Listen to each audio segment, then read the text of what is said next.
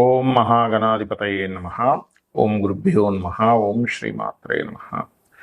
అరుణాం కరుణాతరంగితాక్షీం ధృతపాశాంకుశపుష్పబాణచాపాం అనిమాదిభిరావృతాం మయూకైః అహమిత్యేవ విభావయే భవానీం. శ్రీమాత్రే నమః.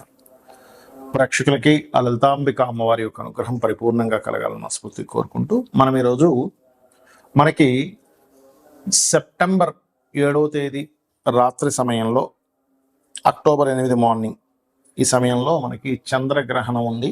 దాని తర్వాత 15 రోజులకి సూర్యగ్రహణం కూడా వస్తుంది. ఫస్ట్ మనం చంద్రగ్రహణం గురించి, అలాగే ఏ రాసుల వారికి అద్భుతంగా ఉండబోతుంది, ఎవరు కించిత్ జాగ్రత్తగా ఏ విషయాల్లో జాగ్రత్తగా ఉండాలి, మరియు అదేవిధంగా ఎటువంటి దానములు ఇవ్వాలి, ఏ మంత్రం గనక ఏ లగ్నం వారు లేదా ఏ రాశి వారు చేసుకుంటే ఈ గ్రహణం వచ్చే వరకు చేసుకుని గ్రహణం రోజు చేసుకుంటే అది పునశ్చరణ అవుతుంది. అంటే ఇన్ని రోజులు ఏదైతే మంత్రం చేశారో దాని తర్వాత ఆ ఒక్కరోజు చేసింది ఇన్ని రోజులు చేసిన ఫలితం వస్తుంది, పునశ్చరణ అంటారు.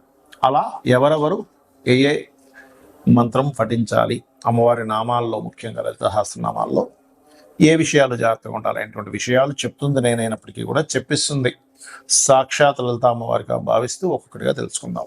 మిథున లగ్నము, మిథున రాశి. మిథునం వారికి గ్రహణ సమయంలో ముఖ్యంగా ఏమిటంటే 9వ స్థానంలో గ్రహణం జరుగుతుంది కాబట్టి మిథునం వారికి దాని యొక్క ఎఫెక్ట్ అనేటువంటిది ఉంటుంది. అయితే ఇక్కడ ఏ విషయంలో ఎఫెక్ట్ ఉంటుందని తెలుసుకోవాలి. తండ్రి గారు ఉన్నట్లయితే తండ్రి గారి ఆరోగ్య విషయంలో మనం ఒక్కొక్కసారి చూసుకోకుండా ఒక చిన్న నెంబర్ తప్పు పెట్టడం వల్ల ఒకరికి పంపించాల్సిన అమౌంట్ ఇంకొకరికి వెళ్ళిపోతుంది అకౌంట్లో. అదొకటి ముఖ్యంగా చూసుకోవాలి. లాంగ్ జర్నీ చేసేటప్పుడు ప్రధానంగా జాగ్రత్త పడాలి ఈ యొక్క మిథునం వారు.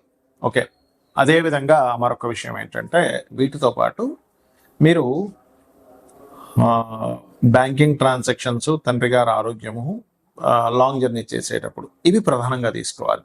మరి వీటికి ఏమిటండి ఇది తగ్గించుకోవాలి అంటే మీరు మెడిటేషన్లో దూర ప్రాంతాల్లో ఉన్నటువంటి ఏదైనా క్షేత్రాన్ని ఊహించుకుంటే అక్కడికి వెళ్ళి వచ్చినట్టుగా మెడిటేషన్ చేయండి. మీరేం వెళ్ళక్కర్లేదు, అలా ఒకటి చేయండి.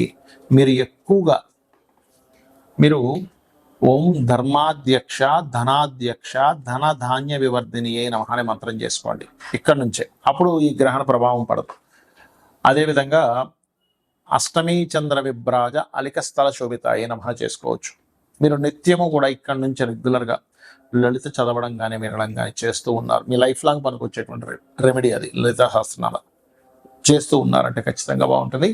ఇంకా ప్రత్యేకంగా ఏంటంటే 9వ స్థానంలో రాహు ఉన్నప్పుడు పితృదేవత ఆరాధన కనుక మీరు నిత్య తర్పణాలు వదిలేటువంటి అలవాటు ఉంటే ఇంకా బ్రహ్మాండంగా పనిచేస్తుంది. లేదు ఆ రోజే పితృదేవతల్ని గ్రహణం రోజు తలుచుకున్నట్లయితే మరింత చక్కటి ఫలితాలు మీకు వచ్చి తీరుతాయి, అందులో ఎటువంటి సందేహము లేదు. కాకపోతే శని సోమవారాలు మనీ ట్రాన్సాక్షన్స్ విషయంలో ఈ గ్రహణ ప్రభావం ఉంటుంది కాబట్టి గ్రహణం అయినటువంటి 41 రోజుల వరకు కూడా జాగ్రత్త వహించండి. గ్రహణం అసలు ఏ సమయంలో ప్రారంభం అవుతుంది అని చూసుకున్నట్లయితే ప్రారంభము అంటే పట్టు స్నానము, విడుపు స్నానము, ఇలాగా వీటి యొక్క టైమింగ్స్ అవి చూసుకున్నట్లయితే 7 సెప్టెంబర్ ఆదివారం పడిందండి. ఆ రోజు 8:58 ఇది ప్రారంభం అవుతుంది. అలాగే అర్ధరాత్రి 11 గంటల సమయంలో, అదే 7వ తేదీ సండే రోజు 11 గంటల సమయంలో 11 గంటల నుంచి 12:22 వరకు ఉంటుంది ఈ గ్రహణ ప్రభావం. ఇది ఇండియాలో ఉంది గ్రహణం, అందులో ఎటువంటి సందేహం లేదు. మరి పూర్తిగా ఎండింగ్ అనేటువంటిది 2:25 అంటే 8వ తేదీ తెల్లవారుతుందనగా 2:25 వరకు ఉంటుంది. అంటే ఈ సమయంలో అసలు మీరు చేయవలసింది ఏమిటి? గ్రహణం అనేటువంటిది ఒక వరంగా భావించండి, గుర్తుపెట్టుకోండి. గ్రహణం వరం, అంతేకాని గ్రహణం అంటే భయపడేదో కాదు.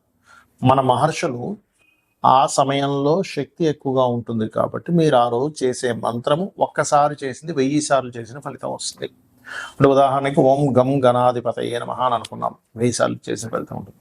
ఇందులో మీకు అసలు నక్షత్రము రాశి ఏమీ తెలియదండి, కానీ ఆ రోజు నేను మంత్రం చేసుకుందాం అనుకుంటున్నాను అనుకునేటువంటి వారు వారి ఇబ్బందులను బట్టి ఒక మంత్రం చేసుకోవచ్చు. ఉదాహరణకి ప్రతిదీ ఆటంకాలు అవుతున్నాయి. ఉదాహరణకి ఓం కామేశ్వర ముఖాలోక కల్పిత శ్రీ గణేశ్వరాయ నమః చేసుకోండి. అలా కాదండి, ధన సంబంధించిన ఇబ్బంది నేను బాగా పడుతున్నాము అని అనుకుంటే కనుక ఓం సంపత్కరీ సమారూఢ సింధుర వ్రజ సేవితాయ నమః చేసుకోండి. లేదంటే అప్పులు ఉన్నాయి ఎక్కువగా అనుకునేటువంటి వారు ఓం అపర్ణాయే నమః మనసులో చేసుకోవచ్చు, ఏమి ఇబ్బంది లేదు, గుర్తుపెట్టుకోండి.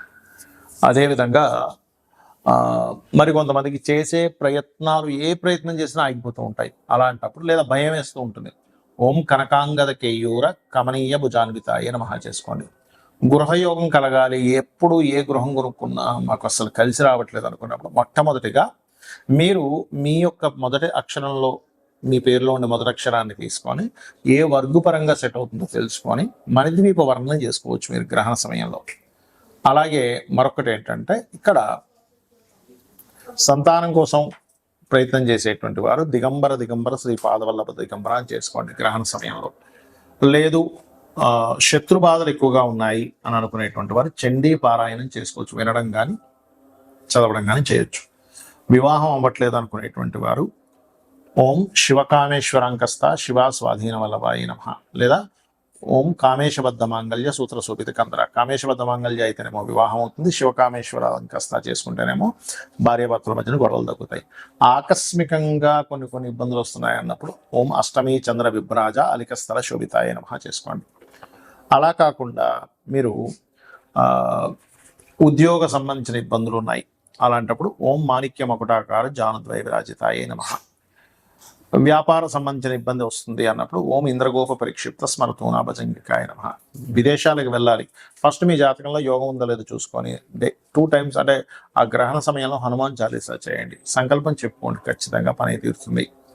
ఇక్కడ అమావాస్యలు కూడా వస్తుంటాయి ఒక్కోసారి. అమావాస్యలకి ఎవరికైనా సరే అంటే ఈ గ్రహణం రోజు చేయడం వల్ల ఏమవుతుందంటే ఈ మంత్రాన్ని మొదటి నుంచి మొదలుపెట్టి అంటే ఇప్పటి నుంచే మొదలుపెట్టి గ్రహణ సమయం వరకు చేస్తే ఎన్ని వేలైతే అవుతుందో మీరు మరలా గ్రహణం రోజు చేసిన ఇంతకాలం చేసిన ఫలితం వస్తుంది.